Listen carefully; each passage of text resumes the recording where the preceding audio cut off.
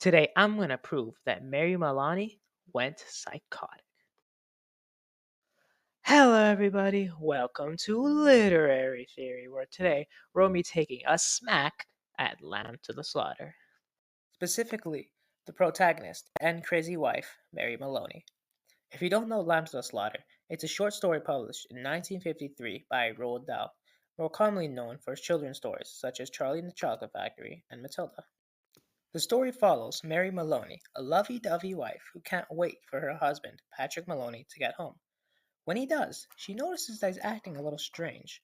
He drinks a little too much alcohol, refuses her requests, and his muscles near his eye twitch, which is an indicator of stress and fatigue.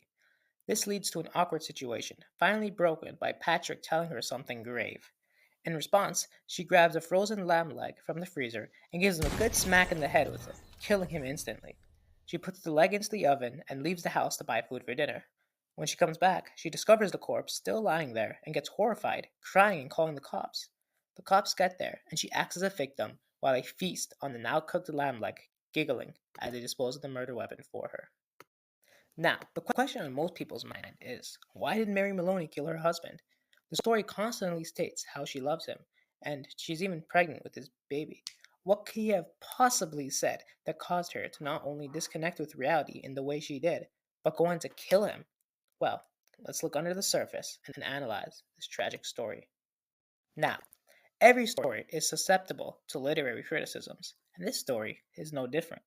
Taking a look at this story through a psychoanalytic lens clearly shows that Mary Maloney isn't just some evil wife, but a housewife that suffers from a psychotic episode, losing her connection with reality as her ego conflicts with the truth she's presented with, leading her to act delusional and eccentric to the point where she kills her husband despite clearly loving him. Let's take a look at the first piece of evidence, her wanting to reject it all. After her husband, Patrick Maloney, tells her something grave. We don't get to hear what he says, but we know it's bad, because it causes her to start deluding herself. She thinks that, quote unquote, perhaps he hadn't even spoken, and that she herself had imagined the whole thing, and, quote unquote, maybe if she went about her business and acted as though she hadn't been listening, then later, when she sort of woke up again, she might find none of it had ever happened. These lines clearly illustrate how her delusion started. She heard something so strange and dire that she wanted to pretend she never even heard it at all. This falls under the first phase of psychosis, the prodrome phase, where one might feel disconnected, have difficulty focusing or understanding what they're hearing, and feel overloaded, among other things. This encapsulates Mary's experience perfectly, as all these three things happen to her. This phase is also caused by extreme stress or trauma, which must have been caused by Patrick's words. We don't hear what he says, but he does mention seeing her being looked after, implying he's leaving her for one reason or another. And in the 1950s, breaking up or divorce was largely stigmatized, meaning she would be shunned from society because of it. This would be a reasonable trigger for her to experience a psychotic episode and the delusions with it. The baby makes this problem even worse, as in those times, single mothers were looked down upon even worse, and pregnant women were, and still are, more susceptible to mental disorders due to the stress and anxiety of pregnancy. Another piece of evidence Mary exhibits to diagnose her is her giving Patrick a good whack in the head. This was a major curveball, as the first portion of the book was her happily waiting for her husband to come home. So why kill the man you love so much, even if he told her something grave? Well, once again, it's because of psychosis. The second phase of psychosis is the acute phase. This phase follows the prodrome phase, where the person can experience hallucinations, delusions, and odd behavior in speech. Some of these symptoms match up with what we see in the story, as Mary's actions were anything but normal. We see her kill her husband, something she never would have done in a natural state of mind, and go on to dispose of the evidence. Studies have shown homicides by psychotic people are more likely compared to people without mental health issues, increasing the chances of her suffering from psychosis. Another symptom she faces in the acute phase is delusion. After murdering her husband, she leaves to buy groceries, which is odd behavior in and of itself, considering she just murked her husband. She thinks if, when she entered the house, she happened to find anything unusual, or tragic, or terrible, then naturally it would be a shock, and she'd become frantic with grief and horror. She fully believed her husband was alive, well after sliming him. This is the definition of delusion, where someone has an unshakable belief in something that just isn't true. She was completely disconnected from reality, refusing to believe she had killed her husband, and thought that everything was wonderful back at home. This delusion goes even further, as when she came home and found Patrick's body, she began to cry her heart out and said, no acting was necessary. She clearly felt grief for her dead husband, despite her logical and cold thinking when she did the deed, showing she deluded herself to so much that she forgot about everything. My last piece of evidence from the story was her giggling as the officers ate the lamb leg. This action completely contradicted everything else she was doing, as after she came back home, she cried and called the cops. As the cops started investigating, she admitted she didn't feel too good at the moment. She really didn't. She went from mourning her husband to giggling in the span of one page, which exhibits odd/disorganized behavior, the same symptom we saw her suffering from earlier. All her actions throughout this story point to one thing: her going through a psychotic episode.